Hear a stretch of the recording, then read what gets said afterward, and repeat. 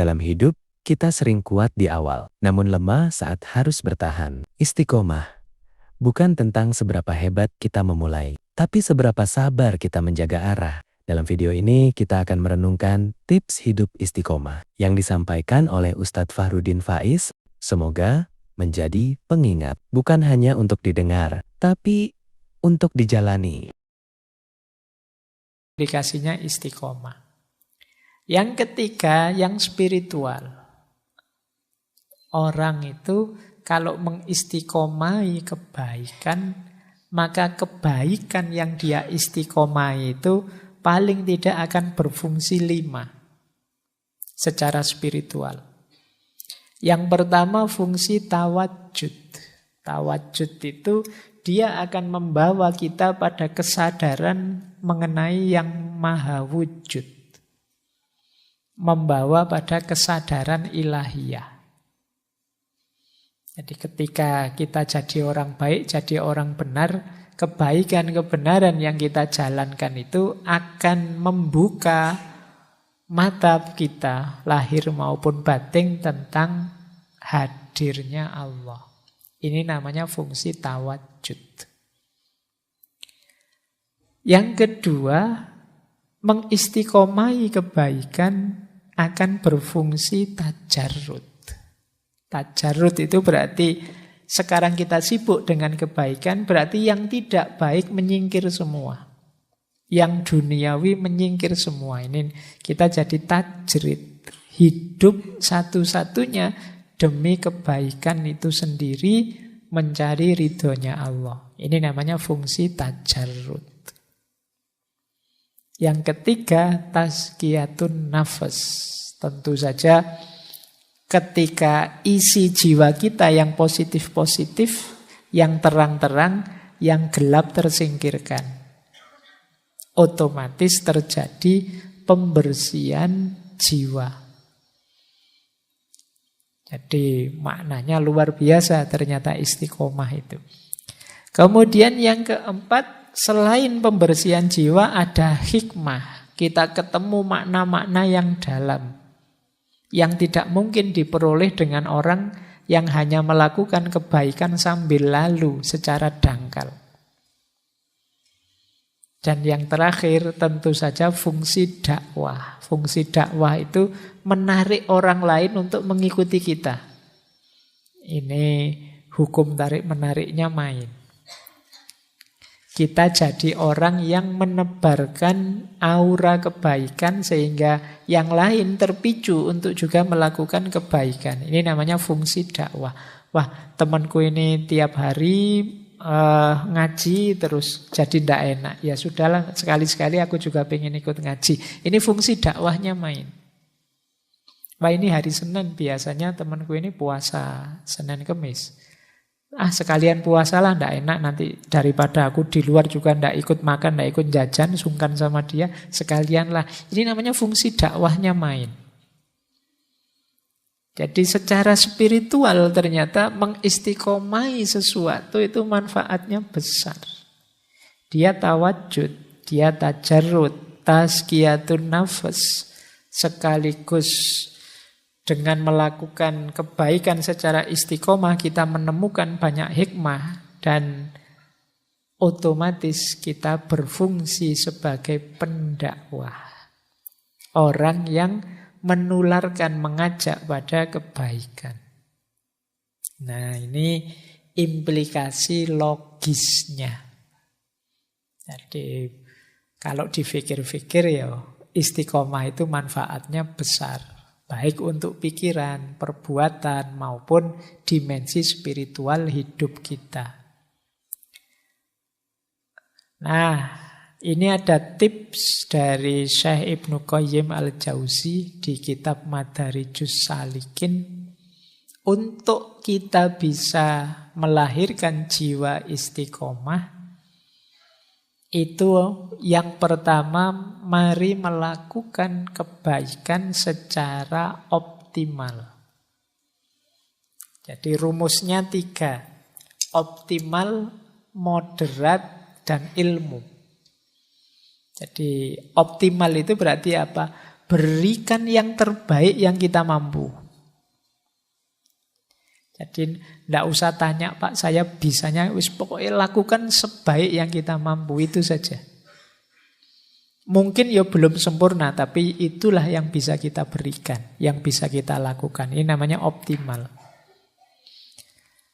Jadi itu kunci pertama yang membuat jiwa kita bisa istiqomah.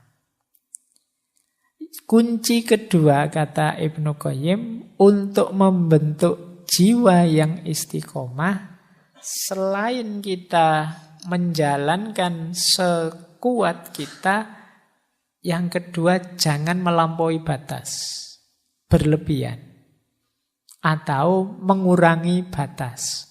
Harusnya sih kita kuat melakukan sampai batas ini, tapi kita tidak melakukannya atau melampauinya. Ini namanya tidak moderat. Jadi kalau sepertiga malam terakhir saja sholat tahajud, saya bisa, Pak. Oke, tidak apa-apa. Jangan dikurangi, jangan ditambahi. Nah, ini berarti pas. Ini memudahkan untuk istiqomah. Dan yang ketiga, ilmu. Ya tentu saja harus cocok teorinya. Jangan ngarang sendiri. Segala sesuatu ada ilmunya. Jadi membangun jiwa istiqomah itu, rumus pertama, berikan yang terbaik yang kita bisa. Rumus yang kedua, jangan berlebihan. Dan rumus yang ketiga, belajar terus. Tambah terus ilmunya. Sehingga kita bisa tambah baik, tambah baik. Lanjut. Nah, kembali ke Imam Syekh Abu Ali Ad-Daqqaq tadi. Prosesnya istiqomah, kata beliau, lewat 3 jalan. Yang pertama takwim, yang kedua iqomah, baru ada istiqomah. Berarti kalau versi beliau ndak ujuk-ujuk, wah, saya ingin istiqomah, Pak. Ndak, ada prosesnya dulu, pelan-pelan. Awalnya apa? Takwim.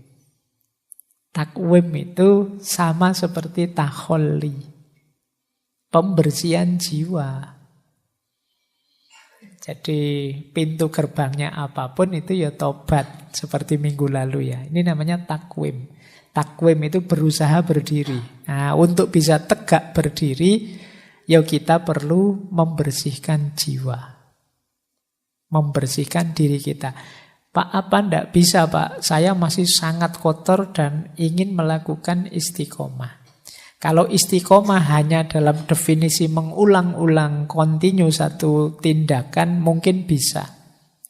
Tapi kalau hanya ini kan tidak kena tujuannya istiqomah tadi. Karena kebaikan itu kalau diwadahi oleh wadah yang kotor, keluarnya bisa kotor. Atau dia tidak jernih lagi. Wadahnya amal itu kan diri kita. Kalau diri kita masih kotor, ya minggu lalu saya bilang, wadah yang kotor diisi kebaikan apapun, ya kekotoran diri akan mengkontaminasi kebaikan tadi. Jadi proses pertama takwim dulu. Jadi perjuangan pembersihan diri ini nanti jadi kunci di kebaikan apapun. Kalau sudah baru iqomah. Ini mirip seperti tahalli. Kita isi dengan kebaikan-kebaikan. Menegakkan kebenaran itu iqomah. Dan ulang-ulang terus sampai menjelma istiqomah. Jadi ini 3 proses utama yang penting kita jalankan saat istiqomah. Bersihkan diri, isi dengan kebaikan, istiqomah kebaikan itu. Tidak bisa ujuk-ujuk, saya pingin istiqomah, Pak, sekarang langsung tidak. Ada prosedurnya pelan-pelan. Karena jangan sampai kita mengistiqomahi keburukan, kekeruhan, kekotoran. Jadi ini tips dari Syekh Ali Ad-Daqqaq. Nah, sekarang jenis-jenisnya. Ini biar semakin lengkap ya wawasan kita tentang apa itu istiqomah. Saya ambilkan dari 2 tokoh. Yang pertama dari Syekh Ibnu Qayyim Al-Jauziyah dan yang kedua dari Syekh Abu Sa'id Al-Khodimi. Ini agak mirip sebenarnya, tapi cara menjelaskannya berbeda. Istiqomah jenis pertama, kata Ibnu Qayyim, itu istiqomah dalam perkataan. Ini yang sering kita sebut konsisten. Tadi bilang apa, sekarang tetap akan bilang itu juga. Karena dia mantep dalam kebenaran. Tidak, apa kalau orang Jawa punya istilah esok tempe sore dele. Tadi ngomong apa, sekarang ngomong apa. Sesuai kepentingannya. Tidak, kalau orang istiqomah itu karena dia yakin dengan kebenarannya, tadi begitu, sekarang juga begitu. Jadi sesuai dengan kebenaran yang dia yakini. Dia tidak mencela-mencela hanya karena ada kepentingan. Kalau ada yang kayak gini berarti orang ini tidak istiqomah dengan kebenarannya. Khususnya istiqomah dalam hal perkataan. Misalnya ada orang yang tidak dikenal terus melakukan kejahatan, dia keras sekali. Wah, itu jahat, itu salah, itu masuk neraka. Begitu temannya yang melakukan, tidak berani keras lagi. Nah, ini berarti tidak istiqomah. Tidak tegas, karena yang melakukan temannya. Yang kedua, istiqomah dalam perbuatan. Ya kalau ini ya yang normal ya, yang tadi mantap melakukan sesuatu pekerjaan. Yang ketiga, istiqomah dalam sikap. Teguh dalam sikap. Jadi sikap ini ya mental, situasi batinnya. Awalnya beriman ya untuk selanjutnya memedomani keimanan. Ini namanya teguh dalam sikap batinnya. Yang terakhir istiqomah dalam niat. Nah, jadi kalau sudah niat dikuati terus istiqomai, dijalankan terus seperti itu. Nah, ini namanya istiqomah dalam niat. Saya niat Pak, bulan ini saya mau rajin ikut ngaji terus misalnya. Ini niat. Besok kok kita jalankan benar, niatnya hidup terus. Ini namanya istiqomah dalam niat. Terus niat ini dikatakan, dibunyikan. Pak, saya janji bulan ini ngaji terus. Minggu depan ditanya begitu, jawabannya sama. Saya tetap bulan ini ingin ngaji terus Pak. Ini istiqomah dalam perkataan. Kemantapan hati untuk terus ngaji bulan ini namanya istiqomah dalam sikap. Tiap malam Kamis hadir ke sini, ini namanya istiqomah dalam perbuatan. Jadi tidak hanya perbuatan saja, ini yang tadi saya sebut koheren. Semua unsur diri kita istiqomah. Nah, ada lanjutannya jenis-jenis istiqomah. Ini agak berbeda meskipun kata-katanya sama. Yang pertama, kalau ini dari Abu Sa'id Al-Khodimi. Yang pertama istiqomah dalam perkataan. Istilahnya istiqomatul lisan ala dzikri wassana. Nah, kalau yang ini istiqomah dalam perkataan itu mulut kita terus berzikir, memuji Allah. Nah, pokoknya tidak berhenti-berhenti. Subhanallah, subhanallah, alhamdulillah, terus begitu. Ini namanya istiqomah perkataan. Yang keluar pokoknya yang begitu-begitu terus. Tidak ada misuh-misuhnya, tidak ada jelek-jeleknya pokoknya.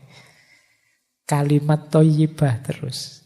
Jadi zikir wassana. Ya meskipun tidak harus demonstratif sambil bawa tasbih besar terus kemana-mana. Subhanallah, subhanallah. Nanti orang bubar. Jadi, tapi mulutnya tidak berhenti memuji Allah. Berzikir, mendawamkan, menyebut namanya. Ini memudahkan kita untuk tambah dekat, tambah cinta dengan Allah. Ini berat, kecuali memang bagi orang-orang yang di hatinya ada rasa cinta pada Allah.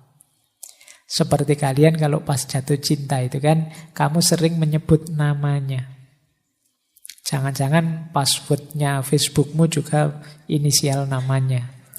Atau tanggal lahirnya. Oke ya, baik. Nah ini jenis pertama. Oke. Jenis kedua, istiqomah dalam jiwa. Istiqomahnya jiwa, kata Syekh Abu Said, itu jiwa yang penuh rasa taat dan rasa malu. Istiqomatun nafas ala ta'ah wal haya. Yang ada di pikiran itu menjalankan perintahnya Allah dan malu karena Allah selalu melihat kita. Jadi rasa malu ini penting. Ini kalau di Sufi makomnya namanya makom muraqabah. Merasa Allah dekat dan selalu mengawasi. Ini namanya istiqomahnya jiwa. Mari jiwa kita istiqomahkan untuk selalu berada dalam kondisi taat dan malu di hadapan Allah. Ini jenis istiqomah kedua. Istiqomah ketiga, istiqomahnya hati. Ini istilahnya adalah istiqomatul qalb alal khauf war roja. Kondisi hati yang takut dan sekaligus berharap pada Allah terus-menerus. Nah, ini namanya istiqomatul qalb. Ada yang keempat, istiqomatur ruh. Istiqomatur ruh ala siddiq was sofa. Ini roh yang senantiasa sibuk dalam kebenaran dan kesucian. Menjauhi segala yang kotor, yang keruh, yang bohong, yang curang, dan lain sebagainya. Ini namanya istiqomatur ruh. Dan paling tinggi istiqomatus sir, yaitu istiqomatus sir ala ta'zim wal wafa. Jadi kondisi jiwa yang senantiasa, sir itu jiwa yang paling dalam, senantiasa mengagungkan Allah dan menepati janjinya pada Allah untuk menomorsatukan Allah dalam kehidupan. Ini namanya istiqomatus sir. Jadi yang paling luar perkataan, masuk sedikit ke jiwa, masuk lagi ke hati, masuk lebih dalam lagi ke ruh, masuk yang paling dalam sir. Jadi ini lapisan-lapisan jiwa kita. Kalau dalam tasawuf, semuanya perlu karakter istiqomahnya masing-masing. Oke, baik, ini nanti mungkin lain waktu kita jelaskan lebih dalam tentang level-level jiwanya manusia ini. Yang penting kita tahu tempatnya istiqomah itu ternyata luas dan dalam. Nah, ini membangun keistiqomahan. Kalau ini latihannya ya. Yang pertama ada pembiasaan, yang kedua ada perencanaan, yang ketiga ada tipsnya, strateginya. Untuk bisa istiqomah kita perlu membiasakan yang pertama penguasaan diri.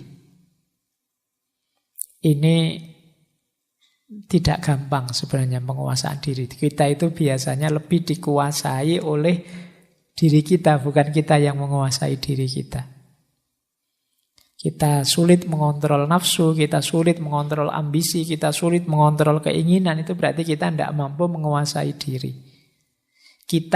Perintah kita pada diri kita tidak ampuh. Itu menunjukkan kita tidak menguasai diri. Wahai diriku, mbok ya kamu itu rajin ngaji. Kok tidak ampuh? Itu berarti kita belum menguasai diri. Wahai diriku, mbok kamu itu jadi orang baik kayak yang di TV-TV itu loh misalnya. Kok tidak jalan berarti kita belum menguasai diri.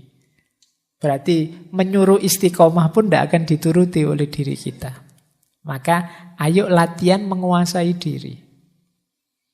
Jadi sepenuhnya apa yang kita lakukan itu kita yang memerintahkan. Yang kedua sabar. Tidak mungkin orang bisa istiqomah kalau tidak sabar. Segala sesuatu ada prosesnya. Mari kita istiqomahi. Syaratnya istiqomah itu sabar.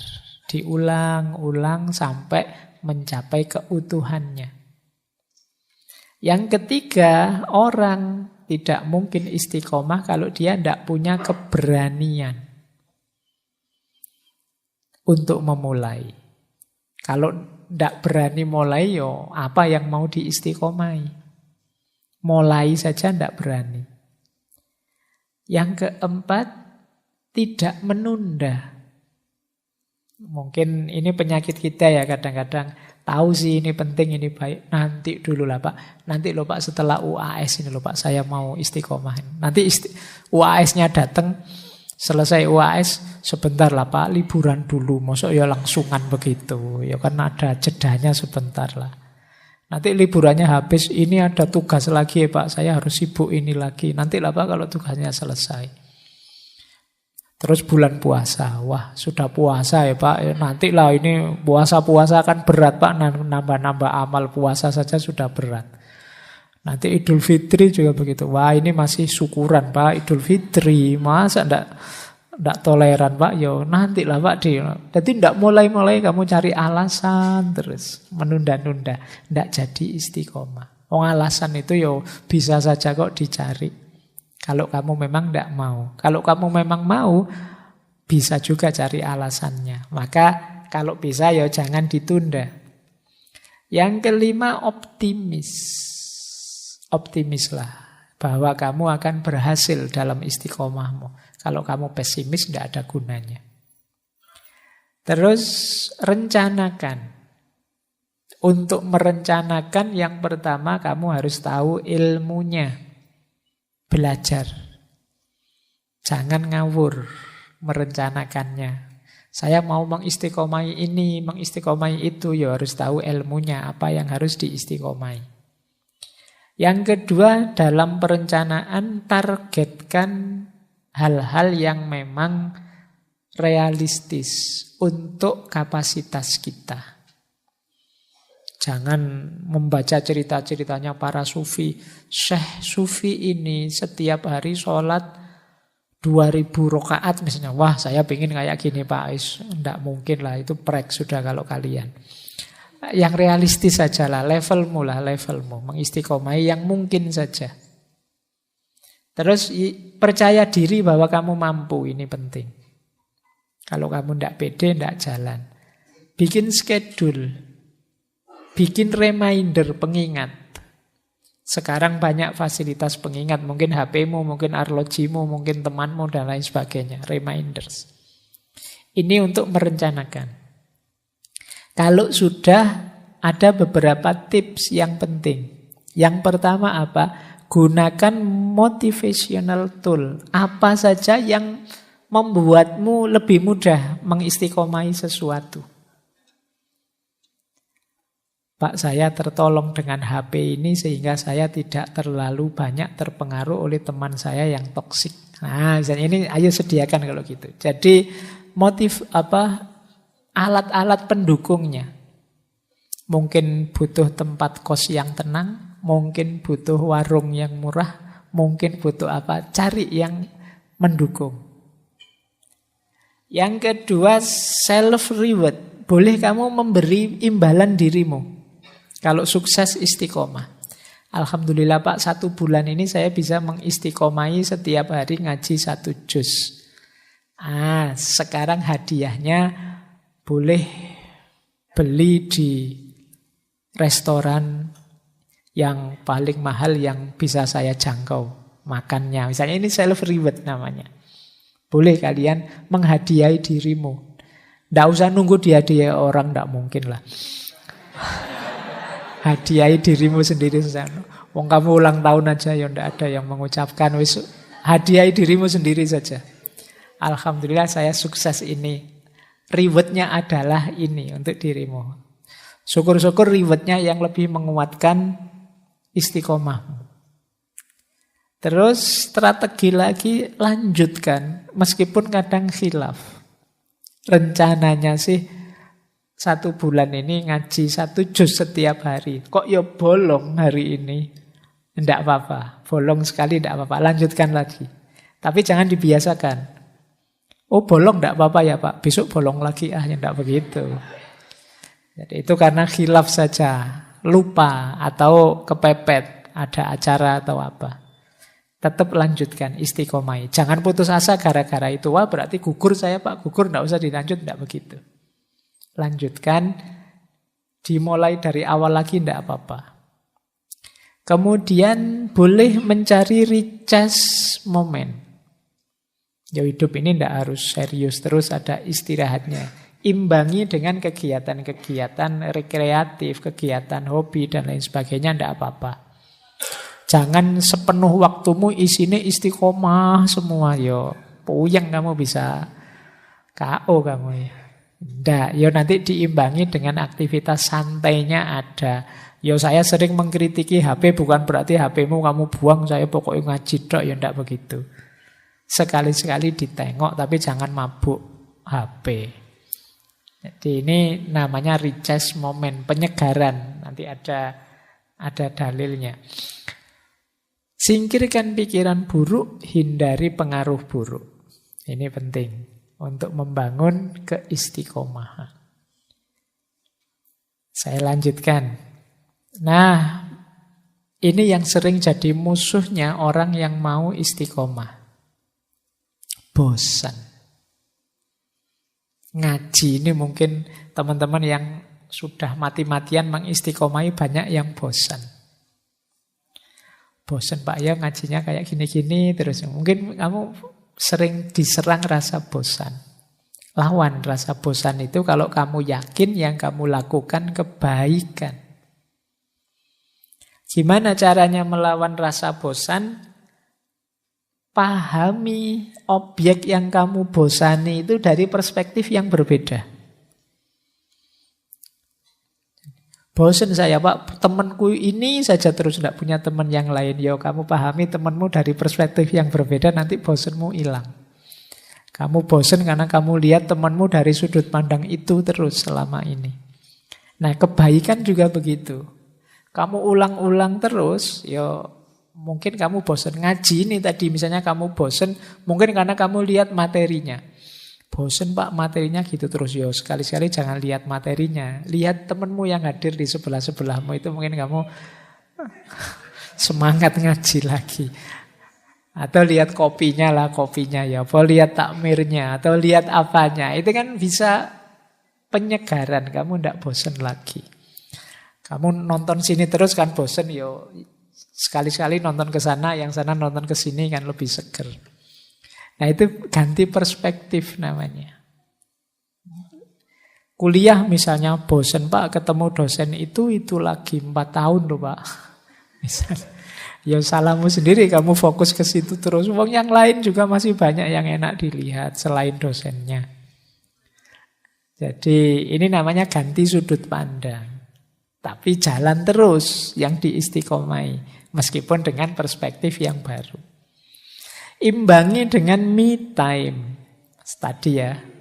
Olahraga, rekreasi, hobi, tidak apa-apa. Ya, jangan serius terus. Untuk mengurangi bosan, enak kalau ada teman yang bisa berbagi. Mungkin minatnya sama, yang diistiqomai sama. Nah, ini lebih meringankan dalam kebosanan. Coba ngaji ini 1:1. Yang ikut ngaji 1 sama saya saja. Itu mungkin dia, kalau sudah bosan mungkin dia tidak datang lagi. Tapi kalau banyak teman gini kan enak. Saling curhat, saling ngomong. Kamu bosan ya? Iya saya bosan. Tapi kan sebenarnya kita tidak boleh ya bosan kayak gini. Iya ya, yuk ayo. Lalu kan enak. Kalau ada teman enak. Kamu bisa saling membantu, saling menguatkan. Terus mengistiqomahi hal-hal positif agama ya lebih enak lagi kalau kita berkumpul dengan orang-orang di frekuensi yang mendukung. Makanya istilahnya berkumpul dengan orang-orang soleh. Frekuensinya sangat mendukung istiqomah kita.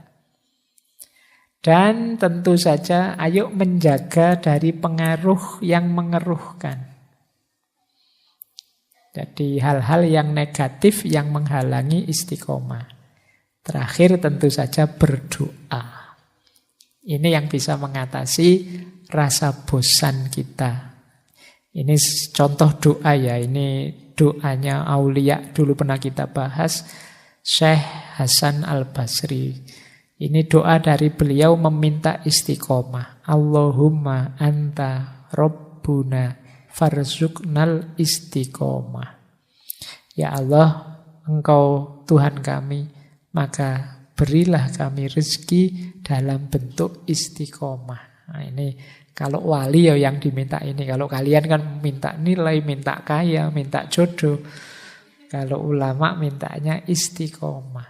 Karena beliau tahu pentingnya istiqomah. Maka meminta istiqomah. Lanjut, saya loncati ya. Ini ada contoh ilustrasi hadis tadi loh. Bahwa hidup ini jangan kaku terus. Ada momen-momen kita ya istirahat. Ini hadis ini ada, ini boleh dicari di Sahih Muslim. Cerita seorang sahabat namanya Hamdullah.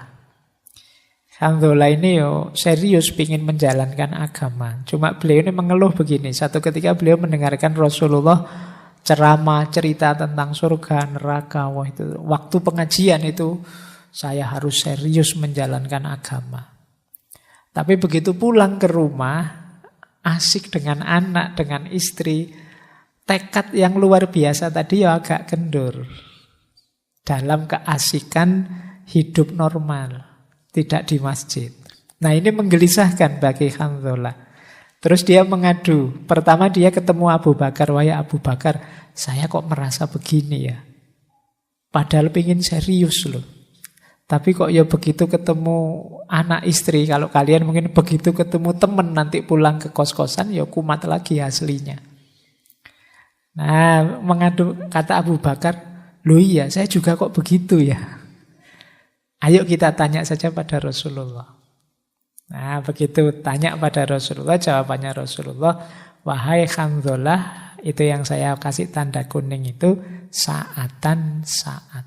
Saatan-saatan itu segala sesuatu ada waktunya. Tidak apa-apa, kalau waktunya santai ya santai saja. Waktunya main game ya main game saja. Tapi waktunya mengistiqomai amal baik tadi ya jalankan yang serius. Jangan serius terus.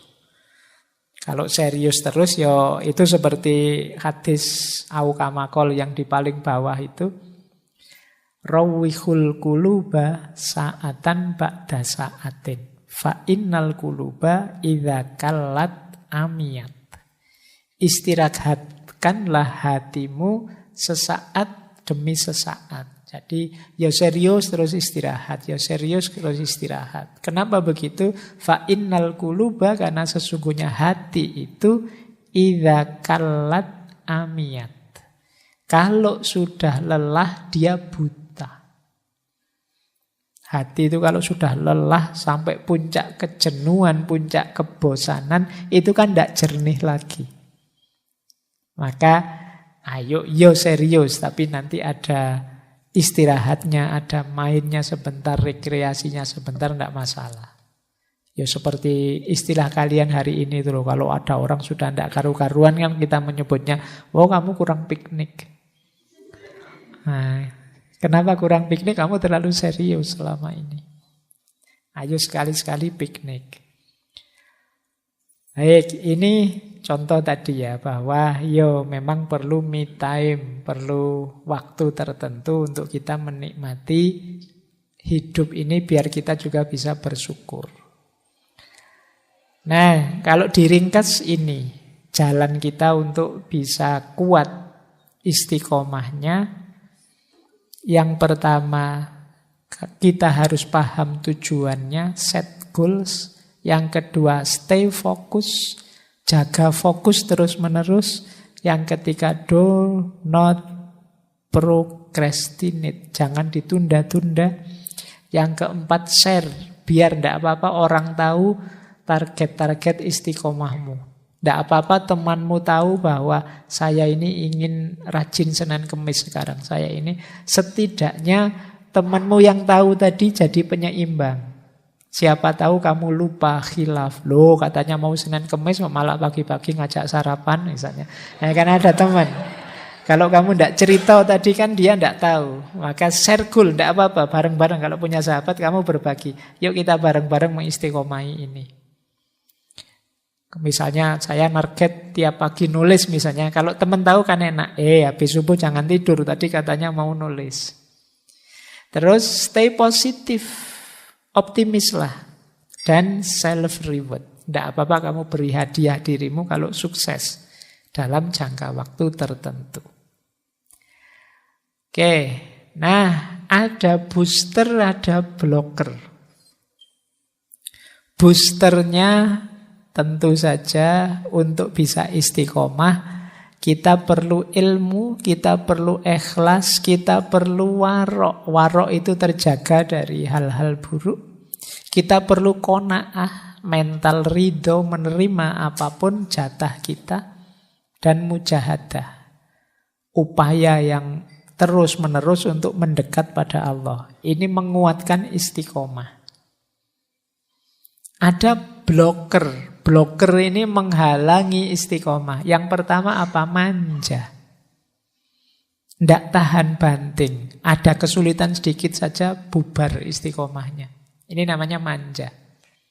Cengeng. Nah, mungkin badannya gagah tapi cengeng. Ada godaan sedikit terus bubar istiqomahnya.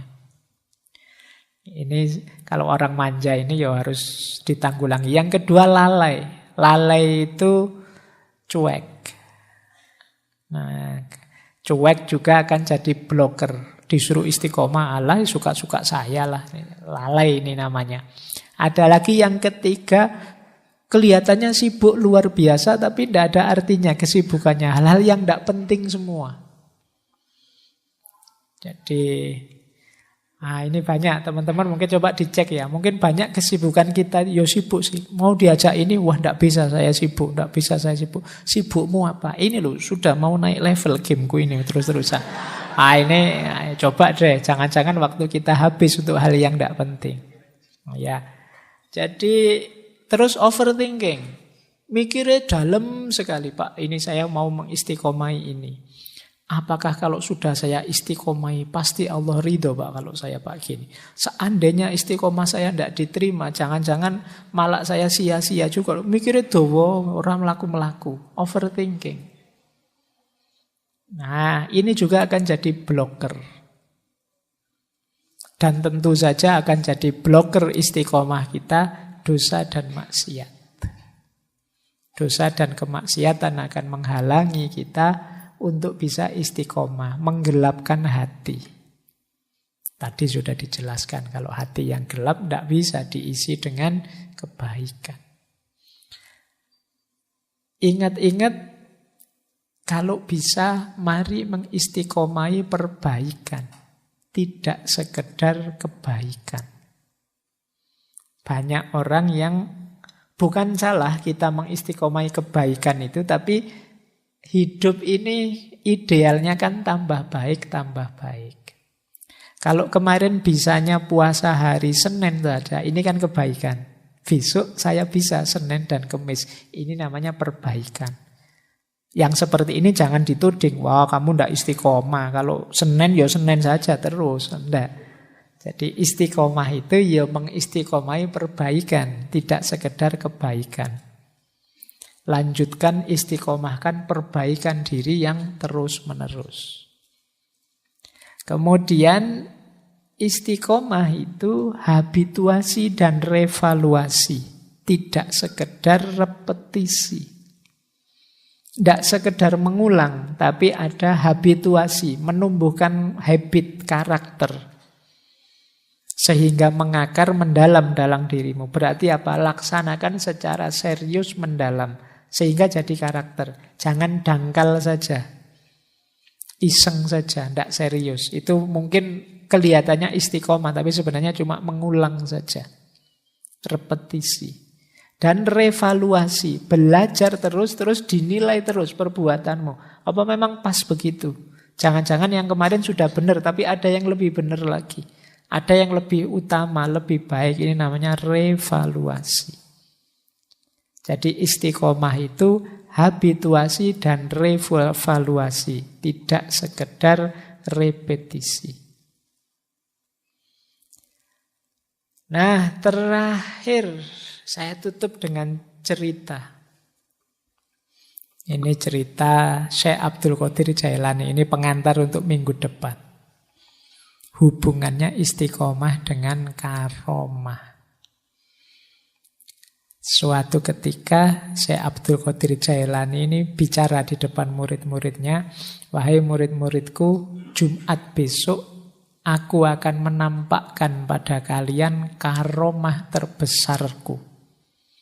Wah, ini kan luar biasa. Kalau teman-teman membaca kisahnya Syekh Abdul Qadir Jailani ini kan karomah-karomahnya banyak sekali.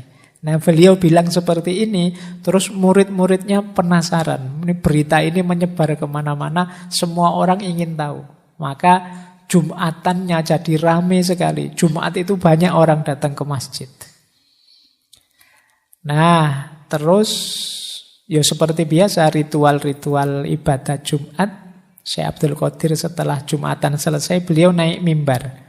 Kemudian tanya pada hadirin sholat Jumat, beliau tanya, apakah kalian sudah melihat karomahku? Ya mereka belum lihat apa-apa. Tiba-tiba ditanya, ya mereka bilang, loh kami tidak melihat apapun. Ya biasa saja ini, kita masih baru selesai sholat Jumat. Terus beliau berkata, sekarang aku ingin bertanya pada kalian. Tolong jawab dengan jujur. Apakah kalian pernah melihatku meninggalkan sholat fardu? Ya, mereka menjawab tidak pernah. Pernahkah kalian melihatku meninggalkan puasa Ramadan? Tidak, jawab mereka. Pernahkah melihatku berbohong? Pernahkah kalian melihatku mengambil haknya orang lain? Pernahkah kalian melihatku bergunjing? Mereka juga menjawabnya tidak.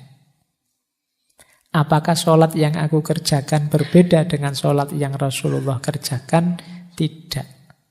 Apakah khutbahku berbeda dengan khutbahnya Rasulullah? Tidak. Terus diakhiri oleh Syekh Abdul Qadir Jailani, itulah sesungguhnya karomah terbesarku, yaitu istiqomah. Makanya istiqomah itu khairun min alfi karomah. Baik, minggu depan baru kita akan membahas tentang karomah ini seperti apa. Oke ya teman-teman, saya kira itu untuk malam hari ini. Mungkin yang saya sampaikan malam hari ini sebagian besar teman-teman sudah tahu. Sejak dulu bahkan tahunya. Yang belum itu prakteknya. Ya, maka yuk setelah ini, yuk pelan-pelan, bertahap, diawali dari yang paling mudah, yang paling mungkin kita jangkau, kemudian juga seperti dawuhnya Rasulullah tadi, saatan, jangan ambisius, pelan-pelan dan semoga tambah lama, tambah baik, tambah baik. Baik, saya akhiri sekian untuk malam hari ini. Kurang lebihnya mohon maaf. Wallahul muwaffiq, wallahu a'lamu bissawab. Wassalamualaikum warahmatullahi wabarakatuh. Istiqomah bukan berarti tak pernah jatuh, tapi selalu kembali ke jalan yang benar. Jika hari ini kita masih berjuang, itu tanda Allah belum melepaskan kita. Pada bagian selanjutnya, kita akan melanjutkan pembahasan tentang bagaimana menjaga istiqomah. Di tengah lelah dan godaan hidup, semoga Allah menguatkan langkah kita semua.